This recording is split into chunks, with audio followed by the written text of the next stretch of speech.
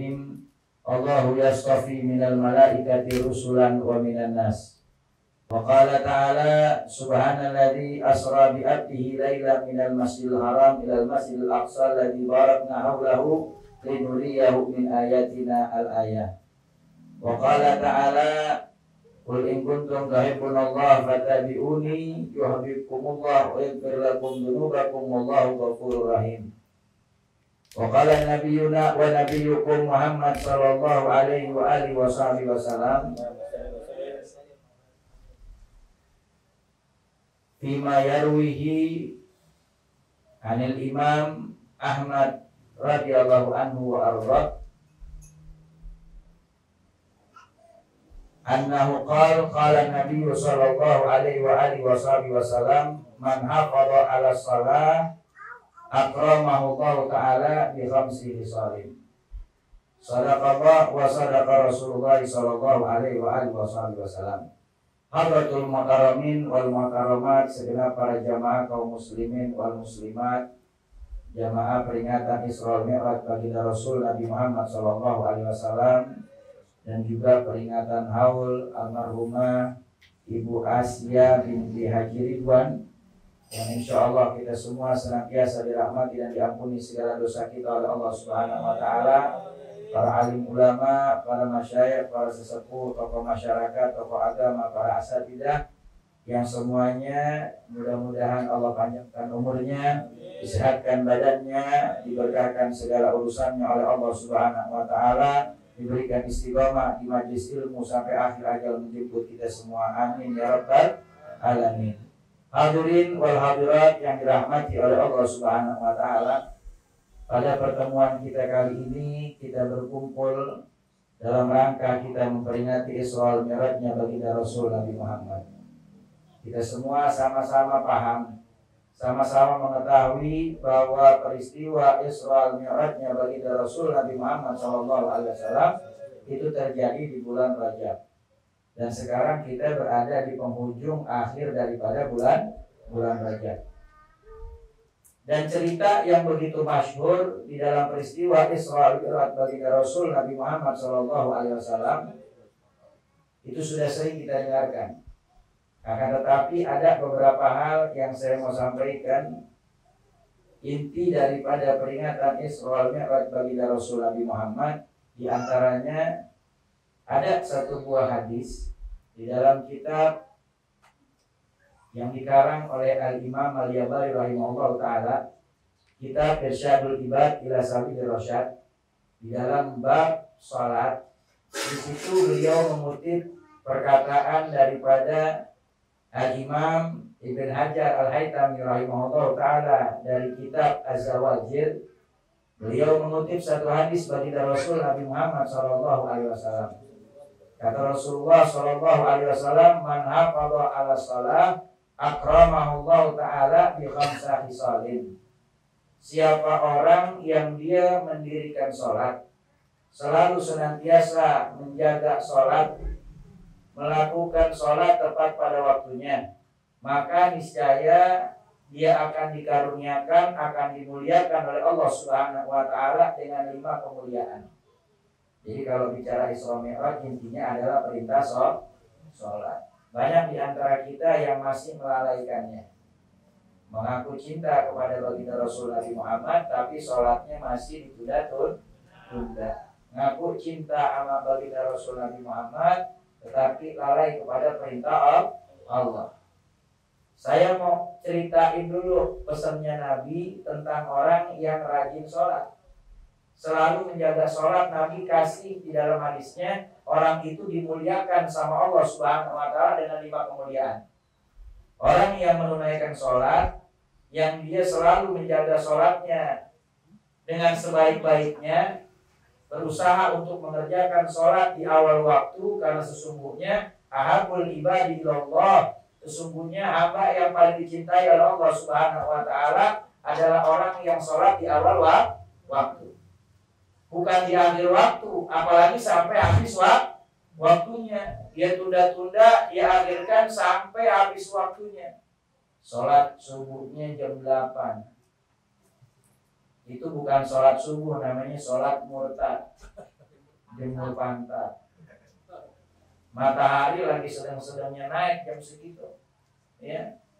Makanya kita mesti paham. Kadang-kadang mertua suka ketipu sama mantu yang suka telat sholat. Dia sholat 7:30, mertua pikir, wah mantu gua rajin sholat duha. Lempengan rakaat kedua dia kunut. Akhirnya mertua bilang, wah gua ketipu sama mantu. Sampai geledek mantu. Ya, sholat subuh 7:30, gimana rezekinya mau berkah. Makanya sholat jangan pakai lintar-lintarin, jangan. Sholat mesti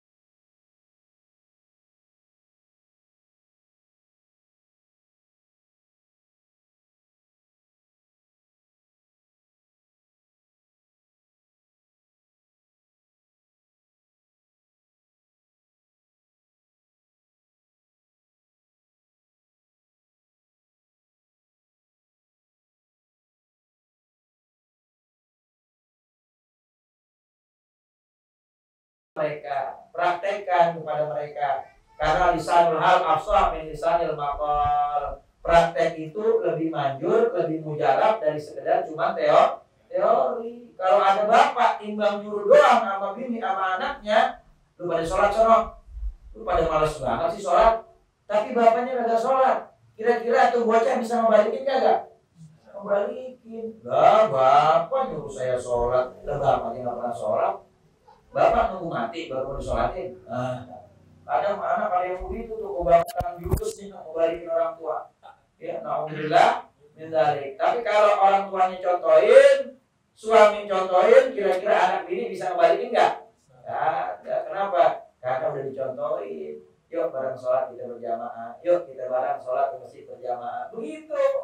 Ya, jaga sholat 5 waktu biar kita jauh daripada siksa kubur. Ini yang kedua. Lalu kemudian yang ketiga, orang yang sholat di awal waktu, dia menjalankan sholat tepat pada waktunya, tidak melalaikan sholat yang Allah fardukan, maka ada karunia yang ketiga yang Allah Subhanahu wa taala berikan kepadanya. Apa? Wa yu'ti kitabahu biyaminih. Allah Subhanahu wa taala akan berikan buku catatan amalnya nanti di hari kiamat, dan dia menerima buku catatan amal itu dengan tangan kanannya. Dan orang yang memberi, ketika diberi malaikat Allah Subhanahu wa taala buku catatan amalnya dan dia menangkapnya atau mengambilnya dengan tangan kanannya, pasal yuhasabu hisaban yasira, maka orang itu akan dihisab dengan hisab yang mudah oleh Allah Subhanahu wa taala. Pengen enggak cepat dihisabnya? Pengen enggak mudah hisabnya? Maka tunaikan sholat 5 waktu, jangan ditunda-tunda, jangan diakhirkan. Kalau pengen dapat buku catatan amalnya, dia terima dengan tangan kanan. Karena kalau diterimanya dengan tangan kiri, maka niscaya akan dipersulit hisabnya dan akan diberikan tempat seburuk-buruknya tempat, yaitu nerakanya Allah Subhanahu wa taala. Nauzubillah min dzalik. Lalu kemudian yang keempat, wa yamuru ala sirat kalbar. Orang yang menunaikan sholat di awal waktu, dia tidak melalaikan sholat yang Allah fardukan, Allah muliakan dia dengan pemberian, dengan karunia, dia mampu nanti melewati jembatan sirat seperti sambaran kilat. Luar biasa. Jembatan sirat itu bukan sesuatu yang mudah buat dilewati.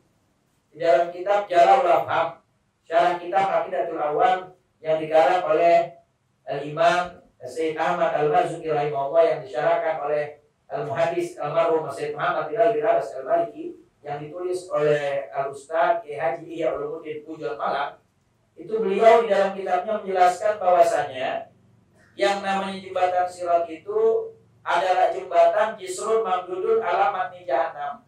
Jembatan yang ada di atas neraka jahanam. Sangat halus, halusnya itu lebih halus daripada selai rambut yang dibelah 7. Dan tajamnya lebih tajam daripada pisau. Di bawahnya neraka. Ada yang berjalan di jembatan sirat dengan kedua kakinya perlahan lalu tercebur ke dalam neraka. Ada yang berjalan dengan lututnya, ada yang berjalan dengan perutnya, ada yang berjalan dengan wajahnya, ada yang berlari cepat, ada yang menunggang kendaraan, ada yang dia kalbarkil khatib seperti sambaran kilat, ada yang kalamil basar seperti kedipan mata. Semua tergantung amal ibadahnya semasa di dunia. Maka kalau pengen kita bisa lewat jembatan sirat itu dengan cepat, maka kita kerjakan sholat di awal waktu, usahakan berjamaah, jangan lalai sholat. Ini yang keempat. Kalau pengen mudah lewat sirat yang begitu dahsyatnya, luar biasa. Yang kelima, orang yang menunaikan sholat di awal waktu, dia tidak lalai kepada sholat yang Allah fardukan, maka ada karunia yang kelima. Kata Rasulullah SAW, Rasul katakan, wa yadkhulul jannah bighairi hisab. Maka Allah berikan karunia bisa masuk surga tanpa dihisab. Allahu Akbar. Nikmat gak? Nikmat gak? Tapi masih ditantain aja sholatnya, masih ditunda-tunda aja sholatnya. Jangan. Kerjakan di awal waktu. Urusan dunia tinggalin.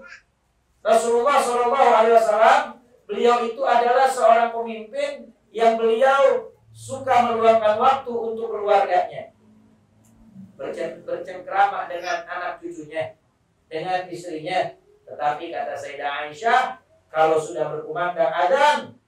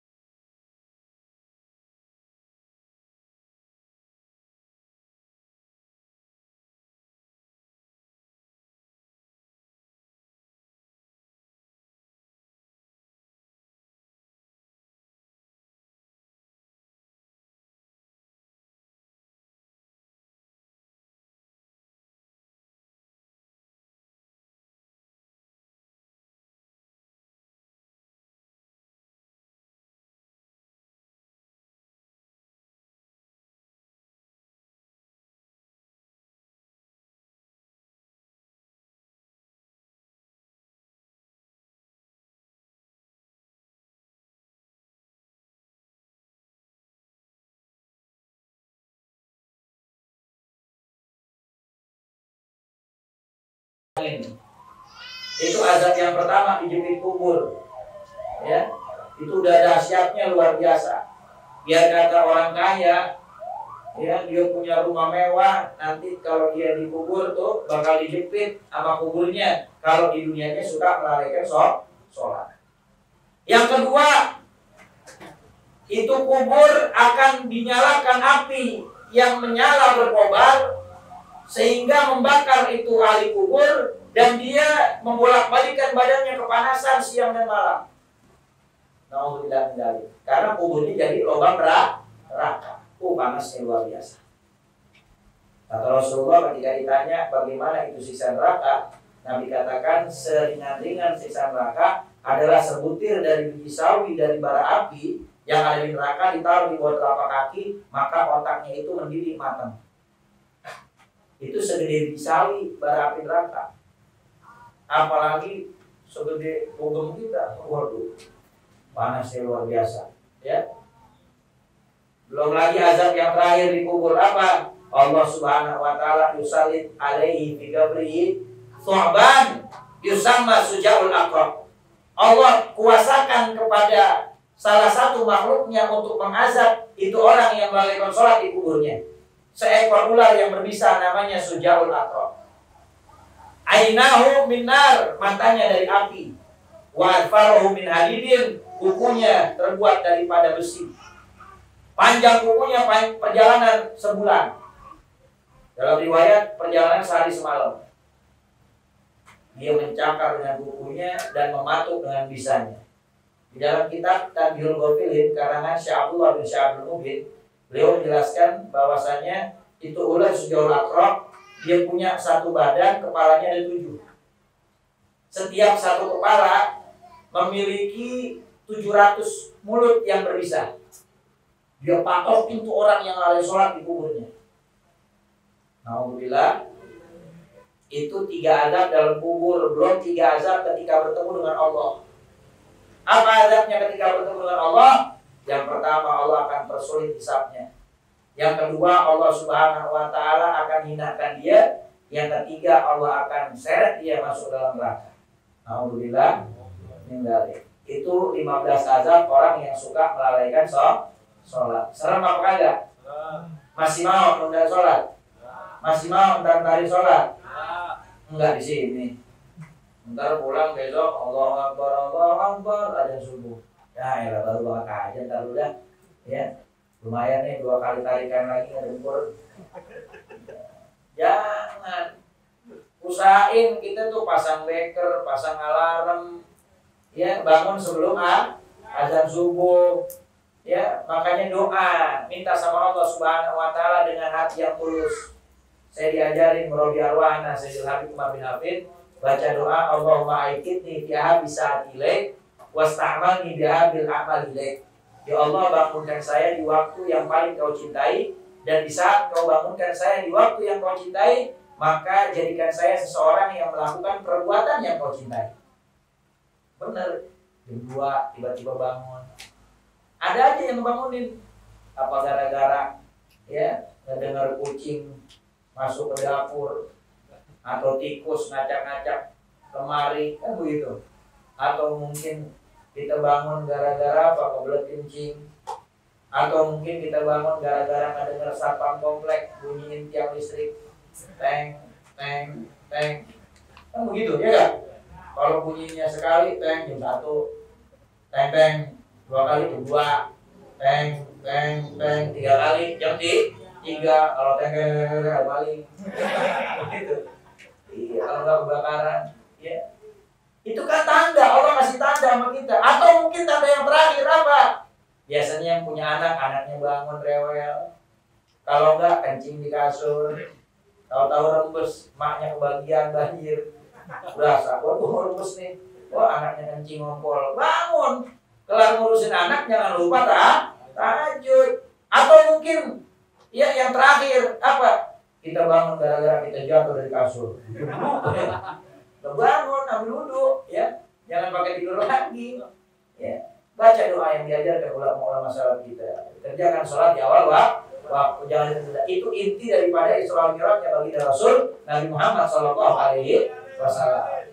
Dan Nabi juga pesan di dalam kitab Syarah Uqudul Jen fi Bayan Hukum Zaujain yang dikarang oleh Imam Nawawi rahimahullah taala, itu pernah diriwayatkan oleh Imam Ali bin Abi Thalib dan Sayyidatuna Aisyah radhiyallahu anha warḍaha, ketika Imam Ali diriwayatkan oleh Imam Ali dan Sayyidah Fatimah radhiyallahu anha warḍaha, ketika Imam Ali dengan Sayyidah Fatimah putri Nabi datang berkunjung kepada baginda Rasul Nabi Muhammad, keduanya mendapati Rasulullah di rumah lagi nangis. Nabi sedih banget. Lalu kemudian Imam Ali tanya, "Ya Rasulullah, apa yang buat kamu sedih? Apa yang membuat kamu menangis?"